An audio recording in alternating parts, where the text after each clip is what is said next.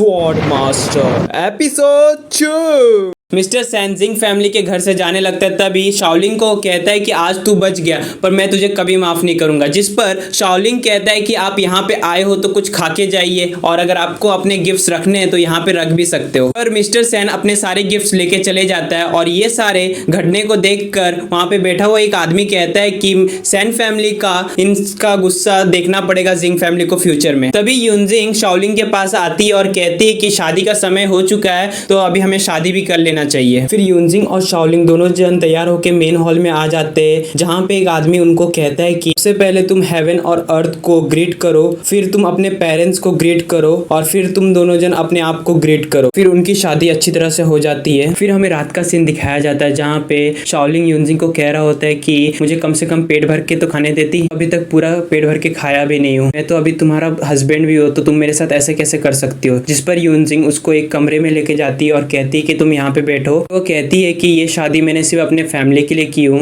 फिर यूनजिंग एक पेपर निकालती है जो मैरिज कॉन्ट्रैक्ट रहता है, जिस पर यूनजिंग कहती है कि ये 3 साल का मैरिज कॉन्ट्रैक्ट है और उसके बाद हम दोनों डिवोर्स ले लेंगे, ये शादी सिर्फ एक दिखावट है। यूनजिंग कहती है कि तुम मेरा एडवांटेज लेने का सोचना भी मत। जिस पर शाओलिंग कहता है कि सब तो ठीक है पर हम बाहर के लोगों को क्या बोलेंगे, हम लोग ये रात कैसे गुजारेंगे। यूनजिंग गुस्सा हो जाती है और शाओलिंग पर तलवार रख देती है, जिस पर वो कहती है कि हम लोग सिर्फ बाहर के लोगों को दिखाने के लिए एक साथ रह रहे, ये 3 सालों में तुम कुछ प्रॉब्लम खड़ी मत करना। ये कहकर यूनजिंग वहां से जाने लगती है। शाओलिंग कहता है कि मुझे ये 3 साल इस ब्यूटीफुल औरत के साथ गुजारना होगा, जिस पर यूनजिंग कहती है कि शेमलेस है ये पूरी तरह से। फिर शाओलिंग अपने बेड पे चले जाता है और अपने मास्टर के बारे में सोचने लगता है कि उसके मास्टर कैसे होंगे। फिर हमें फ्लैशबैक दिखाया जाता है जहाँ पे शाओलिंग और उसके मास्टर ट्रेनिंग कर रहे होते हैं। यहाँ पे शाओलिंग की मार्शल आर्ट्स बहुत अच्छी तरह से हो गई थी। फिर वो दोनों जन एक जगह पे खड़े होते हैं। यहाँ पे शाओलिंग का मास्टर कहता है कि तुमने पहले से बहुत ज्यादा अपनी पावर को इंक्रीज कर लिया है। मास्टर कहता है कि तो अब समय आ चुका है तुम्हें अपने फादर के बारे में बताने का। शाओलिंग से पूछते हैं कि तुम्हें कितना साल हो गया मेरे साथ रह के। पर शाओलिंग कहता है कम से कम 15 साल। फिर मास्टर कहता है कि जब तुम 3 साल के थे तभी तुम्हारे फादर ने तुम्हें और स्वॉर्ड को दोनों को मेरे पास रख दिया था और कहा था इन दोनों को प्रोटेक्ट करने की। समय आ चुका है इसके खुफिया रहस्य के बारे में बताने का। फिर शाओलिंग अपना स्वॉर्ड मास्टर को देता है पर मास्टर उसको बताता है कि ये स्वॉर्ड को सोल ईटर कहते हैं। ये स्वॉर्ड दूसरे के स्वॉर्ड की एनर्जी को अब्सॉर्ब भी कर सकती है। ये स्वॉर्ड बहुत ज्यादा पावरफुल स्वॉर्ड है। स्वॉर्ड अपने मास्टर को पावरफुल भी बहुत ज्यादा बना दे। जिस पर शाओलिंग कहता है कि ये बात आपने मेरे को पहले क्यों नहीं बताया, अगर ये बताए रहते तो मैं स्वॉर्ड को और अच्छी तरह से यूज करता। फिर मास्टर कहता है कि इस स्वॉर्ड की एक बुरी चीज है जो ये एक डेमोनिक स्वॉर्ड है, अगर जो इसको यूज कर रहा है वो ज्यादा ताकतवर नहीं रहा तो इसका स्पिरिट उसे मार भी सकता है। इसलिए तुम्हें सबसे पहले ज्यादा ताकतवर बनना होगा और इसके स्पिरिट को कंट्रोल करना होगा और जब तक तुम कंट्रोल नहीं कर सकते तब तक इसके सील को ब्रोक मत करना। मास्टर कहता है कि तुम्हारे फादर ने मुझे कहा था कि जब तुम 18 साल के हो जाओगे तो तुम्हें जिंग फैमिली में जाके एक लड़की से शादी करना है। मास्टर कहते हैं कि उन्होंने मुझे एक पेंडेंट दिया था। तभी वहाँ की जमीन हिलने लगती, जिस पर मास्टर समझ जाता है कि यहाँ की सील टूट चुकी है और इविल स्पिरिट बाहर निकलने लगी है। फिर वहाँ पे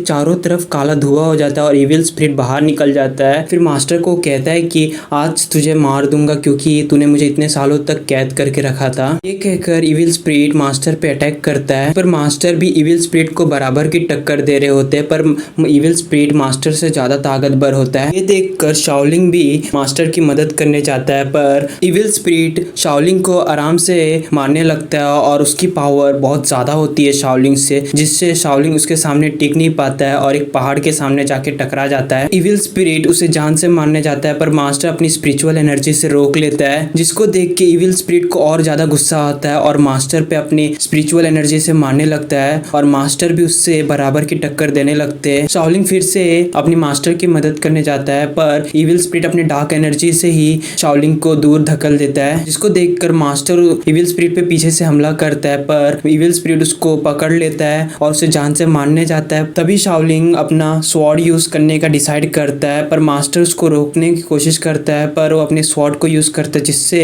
इविल स्पिरिट समझ जाता है कि ये डार्क डार्क एनर्जी स्वॉर्ड है और शाओलिंग को जान से मारने आता है, पर शाओलिंग अपने एक ही स्ट्राइक से उस इविल स्पिरिट को खत्म कर देता है, जिस पर इविल स्पिरिट शाओलिंग को कहता है कि ये स्वॉर्ड तेरी स्पिरिट को पूरी तरह से खत्म कर देगा और तू उसके कंट्रोल में हो जाएगा। इविल स्पिरिट को मारने के बाद शाओलिंग कमजोर होने लगता है और मास्टर भी समझ जाता है कि वो सोल स्पिरिट इसकी एनर्जी को ऑब्जर्व कर रहा है। फिर हम देखते हैं कि वो स्वॉर्ड स्पिरिट शाओलिंग के बॉडी को कंट्रोल कर लेता है और हंसने लगता है कि मैं आखिरकार आजाद हो चुका हूँ। और वो स्वॉर्ड स्पिरिट कहता है कि जिसने मुझे आजाद किया वो तो बहुत ज्यादा कमजोर था। तभी वो मास्टर को देखता है और कहता है कि आज तुझे मैं खत्म कर दूंगा क्योंकि तूने मुझे इतने सालों तक कैद करके रखा था। फिर वो स्वॉर्ड स्पिरिट मास्टर पे अटैक करने जाता है, पर मास्टर उसके अटैक को रोक लेता है और वो स्वॉर्ड स्पिरिट समझ जाता है कि उसकी पूरी पावर अभी तक आई नहीं है, जिससे मास्टर के पास एक और मौका रहता है जिससे वो स्वॉर्ड स्पिरिट को फिर से सील कर सके। और वो फिर से स्वॉर्ड स्पिरिट को सील कर देते हैं। ये सब हो जाने के बाद शाओलिंग की बॉडी कमजोर हो जाती है, जिस वजह से वहीं पे वो बेहोश हो जाता है। फिर हमें कुछ समय के बाद का सीन दिखाया जाता है जहाँ पे मास्टर शाओलिंग को डांट रहे होते हैं और कहते हैं कि